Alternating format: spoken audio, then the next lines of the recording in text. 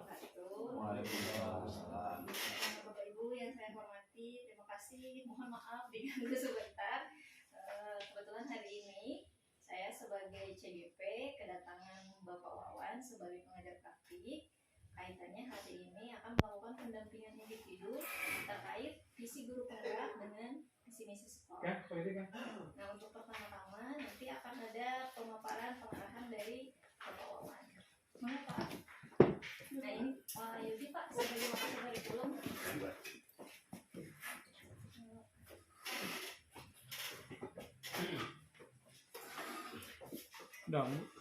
Daun ya. Bismillahirrahmanirrahim. Assalamualaikum warahmatullahi wabarakatuh. Waalaikumsalam. Perkenalkan dulu, nama saya Wawan Setiawan selaku pengajar praktik kalau di posisi sekarang pengajar praktik CGP. Saya datang ke sini mau melakukan pendampingan individu terhadap CGP saya Bu Kanah ya. Dalam hari ini Bu Kanah akan menyampaikan tentang visi dan misi Bu Kanah sebagai guru penggerak sekaligus warga sekolah ya Bu Kanah ya.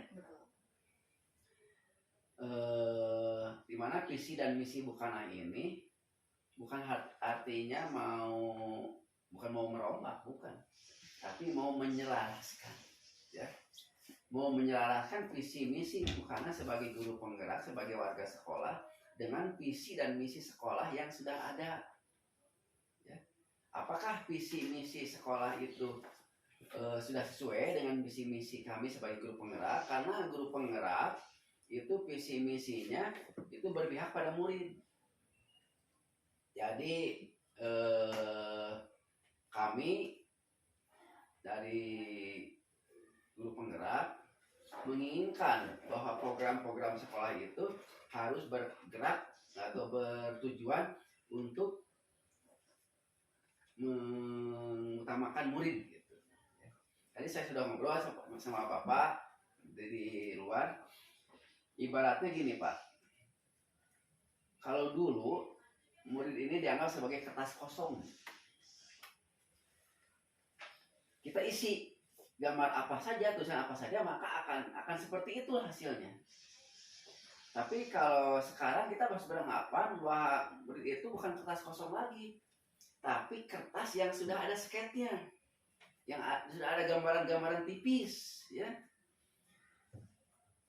Saya anggap demikian, kenapa? Karena memang manusia diciptakan oleh pencipta, Maha Pencipta itu dengan bakat dan minat kan. Setiap orang punya bakat. Nah, kalau misalkan bakat itu dikembangkan oleh kita sesuai dengan bakat-bakat mereka, insya Allah anak akan berkembang lebih cepat atau lebih baik daripada seperti sekarang kita menganggap mereka itu kertas kosong gitu ya. Ya contohnya, anak yang suka ngitung, suka matematika, sekarang dikasih hafalan. Kadang-kadang anak itu tidak mau ya.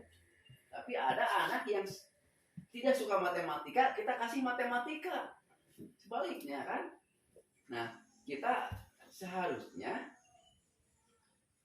visi misi kita ini istilahnya mengedepankan bakat-bakat mereka itu gitu. Nah, itu mungkin yang akan diuraikan oleh Bu Kanah ya. Jadi nanti kita akan cari, maaf ya, visi misi sekolah mana yang belum sesuai ya. Ya insya Allah kalau bisa oleh pihak sekolah bisa disesuaikan ya. Bukan berarti, sekali lagi, bukan berarti mau merombak, bukan. Nah, kalau mau merombak mas saya juga tidak mau. Karena apa? Visi misi sekolah itu sudah dipikirkan sematang-matangnya oleh tim perumus misi gitu ya. Tapi mungkin ini apa bisa sedikit dirubah gitu ya. Nah itu, seperti itulah mungkin. Yang penting tujuan saya ke sini baiklah mungkin tujuannya ya, yaitu ingin agar sekolah baik tirong gitu ya, tirongnya 3 rongga ya. Kalau saya necis ya, pastinya tirong ya. tiga rongga ini bisa lebih berkembang, lebih baik lagi untuk di masa depan. Itu saja mungkin bukan aja. Sekarang selanjutnya demi kelancaran acara ini, marilah kita berdoa dulu sebentar, ya, berdasarkan agamanya masing-masing. Berdoa dimulai.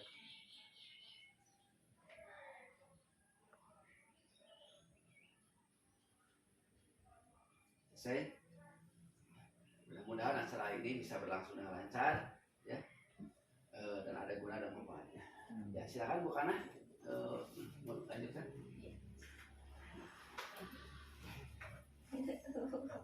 Langsung saja. Ya, baik. Berkaitan dengan apa yang sudah disampaikan oleh Pak Wawan, nah, sebagai seorang guru tentunya kita juga punya harapan atau keinginan melalui kegiatan yang saya ikuti dalam pendidikan guru penggerak ini. Saya sebagai calon guru penggerak punya yang namanya visi misi. Nah, kalau kita memahami tentang makna visi itu sendiri, bahwa setiap individu pasti punya keinginan dan harapan terhadap apa kedepannya yang akan dilakukan. Nah, sama seperti ini, bahwa harapan kita ke depan ini, walaupun kita tidak tahu apakah harapan itu akan terwujud saat ini atau tidak, tapi kita punya keyakinan bahwa itu harus kita capai. Nah, seperti itulah misi. Ada juga yang mengibaratkan bahwa visi itu sebagai laksana bintang menunjuk arah, yang dimana itu membantu para penjelajah ke laut untuk bisa mencapai tujuannya. Nah, sebagai seorang guru, saya punya mimpi bahwa anak-anak kita di Rongga ini ke depannya 5-10 tahun ke depan itu mereka bisa menjadi anak-anak yang berakhlak mulia. Kenapa? Kalau kita melihat bahwa di lingkungan sekolah kita, anak-anak itu berada di lingkungan yang religius. Banyak orang tua yang menginginkan anak-anaknya itu lebih untuk meningkatkan pemahaman keagamaannya.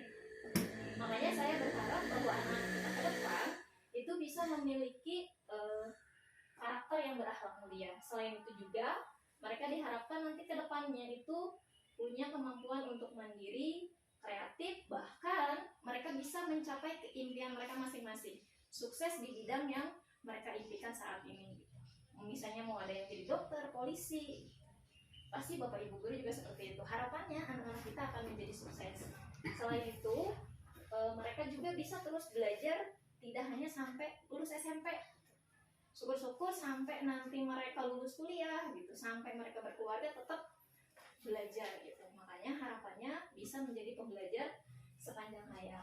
Nah, dari harapan-harapan impian ini, imaji saya tentang anak-anak tentunya itu tidak akan bisa tercapai tanpa peran kita sebagai seorang guru. Dan di sini saya mencoba merumuskan apa sih yang bisa kita lakukan sebagai seorang guru, peran kita seperti apa. Yang pertama, kita harus mencoba mengenali, mendorong minat bakat mereka itu seperti apa. Seperti tadi yang disampaikan Pak Wawan, bahwa anak-anak kita sekarang itu bukan seperti kertas kosong.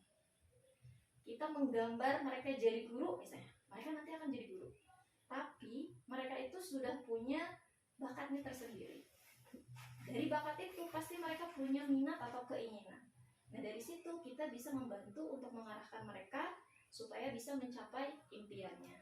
Kemudian untuk mendorong minat dan bakat itu, tentunya sebelum kita mendorong mereka, kita harus bisa memberikan contoh yang baik, harus bisa menjadi teladan yang baik.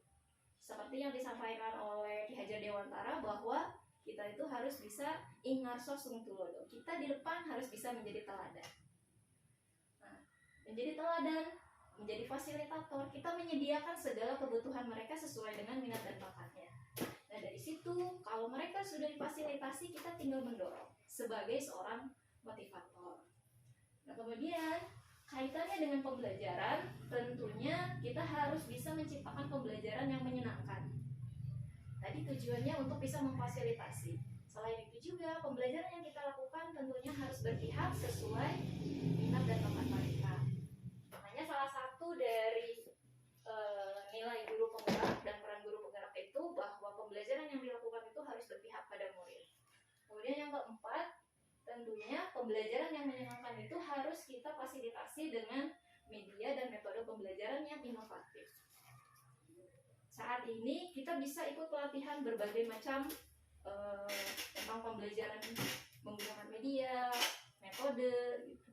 Kita bisa mengeksplor sendiri, kita bisa terus melakukan inovasi-inovasi, tidak hanya memanfaatkan buku sebagai salah satu sumber pembelajaran.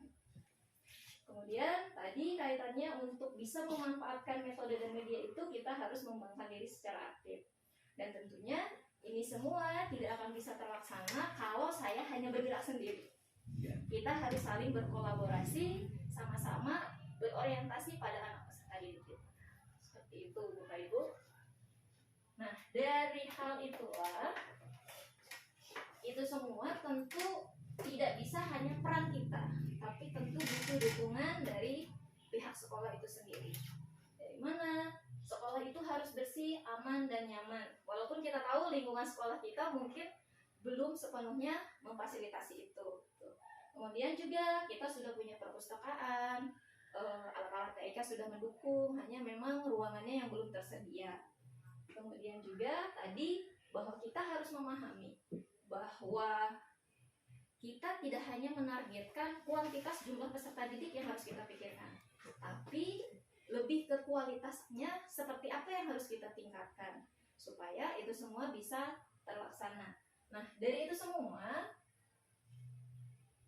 saya merumuskan misi MPC bahwa harapannya apa yang saya lakukan ini bisa mewujudkan peserta didik yang unggul, bahagia, dan berbudi pekerti berlandaskan profil pelajar Pancasila yang 6 dimensi itu.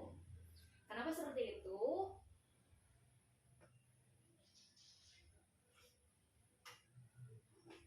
Kaitannya yang pertama, unggul di sini itu tentunya kita berharap tadi bahwa harapan saya anak-anak kita kedepannya akan sukses di bidangnya. Mereka bisa meraih impiannya mereka ke depan, gitu, bisa bermanfaat gitu. Selain sukses di bidang akademik. Nah, kenapa kaitannya dengan profil pelajar Pancasila? Unggul di sini bisa kita wujudkan, bisa kita capai tentunya melalui kegiatan atau pembelajaran ataupun kegiatan-kegiatan pembiasaan yang sejauh ini sudah kita laksanakan. Supaya apa? Itu bisa memfasilitasi anak didik kita sesuai dengan minat dan bakatnya. Kemudian bahagia. Jadi mereka bisa belajar itu senang dulu.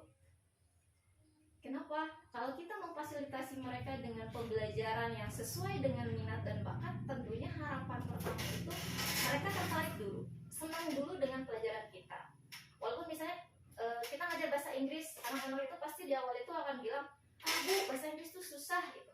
Tapi bagaimana caranya kita bisa menciptakan pembelajaran yang menarik minat mereka dulu. Di luar, apakah bahasa Inggris itu susah? Matematika itu ngitungnya nggak bisa, Bu. Kita pancing dulu mereka supaya tertarik dulu. Nah, disitulah peran kita untuk bisa mewujudkan pembelajaran yang menyenangkan dan berpihak pada murid. Supaya dari situ nilai mandiri dan kreatif mereka bisa tumbuh.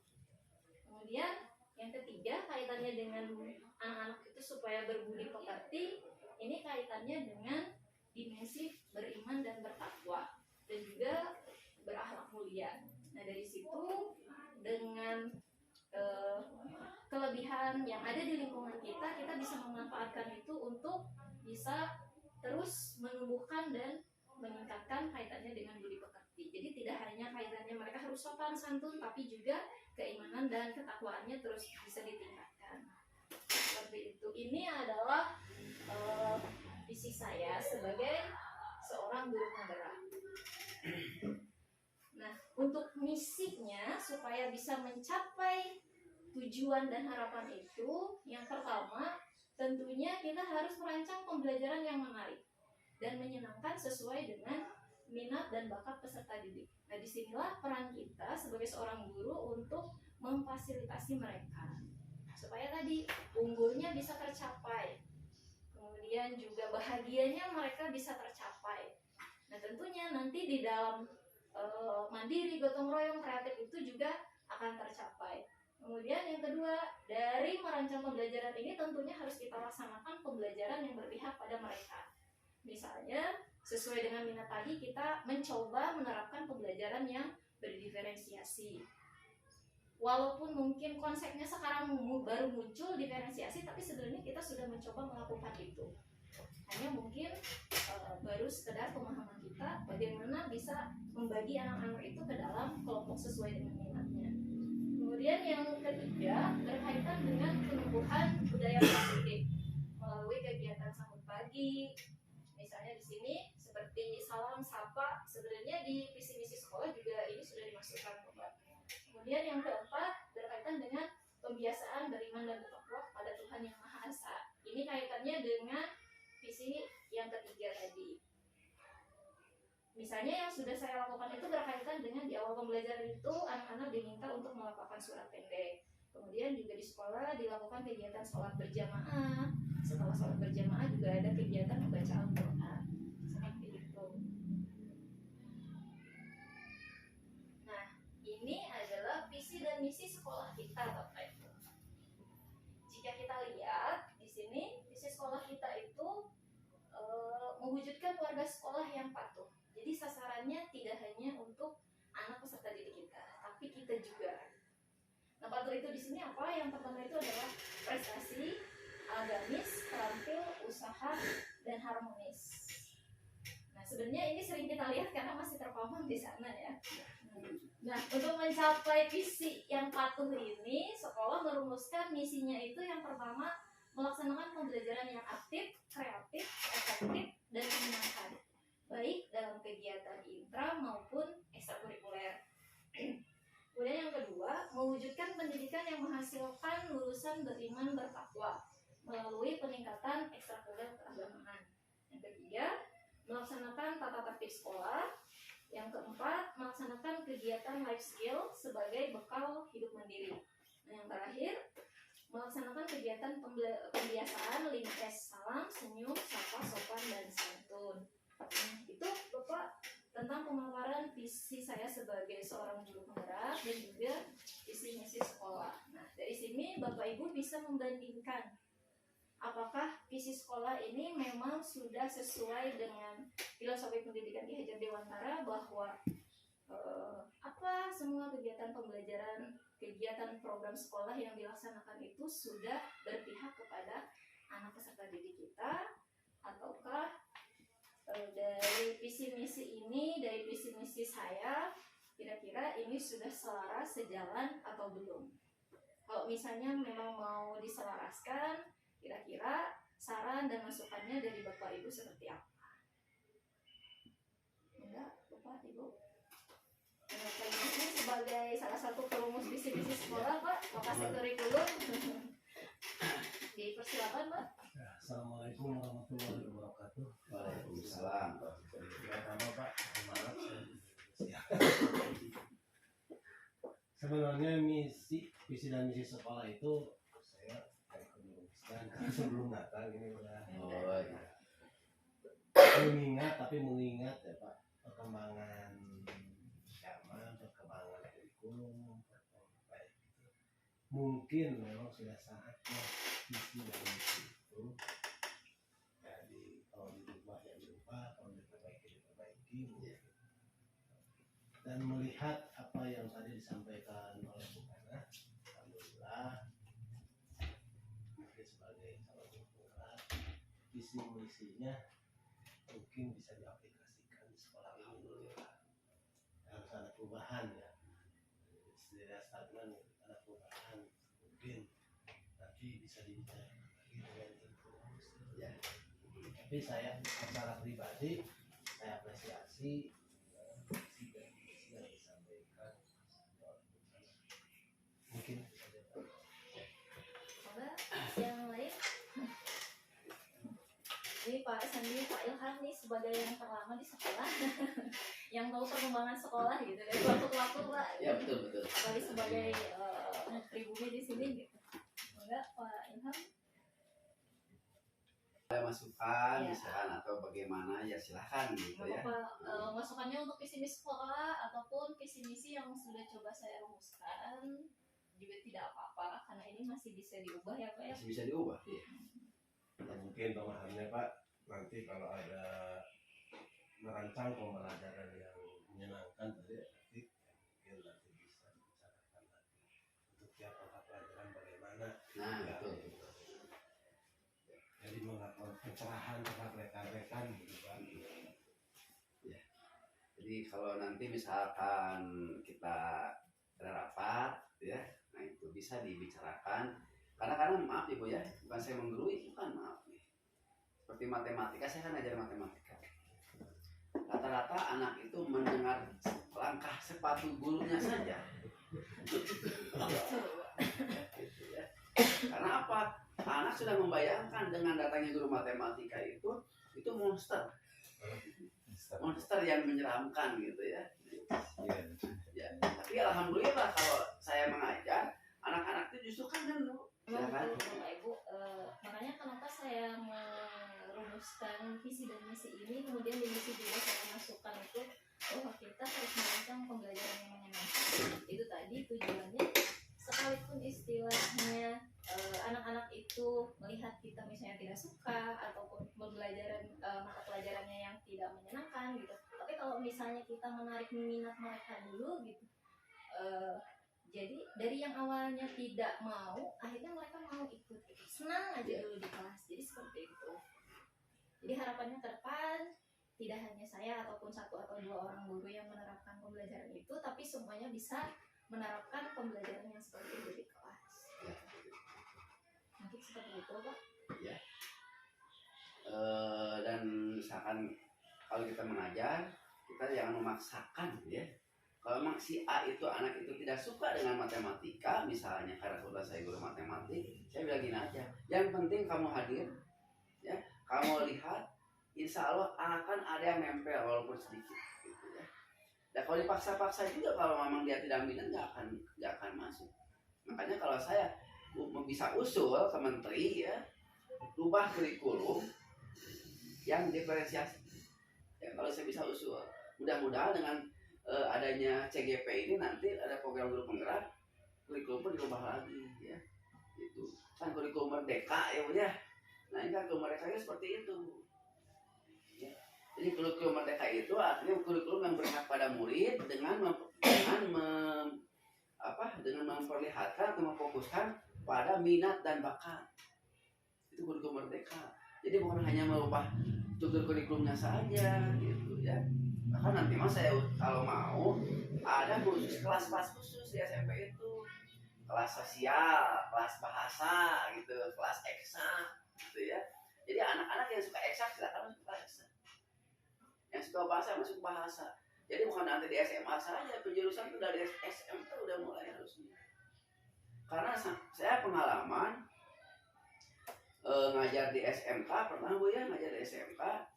Kamu kenapa dulu di SMP-nya belajar matematika bisa nggak? Nggak bisa Pak, tapi dipaksakan. Akhirnya pas ke SMA-nya saya pusing gitu ya. Nah, makanya kalau kamu bukan, kata saya itu tidak suka matematika, jangan masuk jurusan teknik. Cari jurusan yang tidak ada matematiknya. Insya Allah kamu akan berjalan gitu.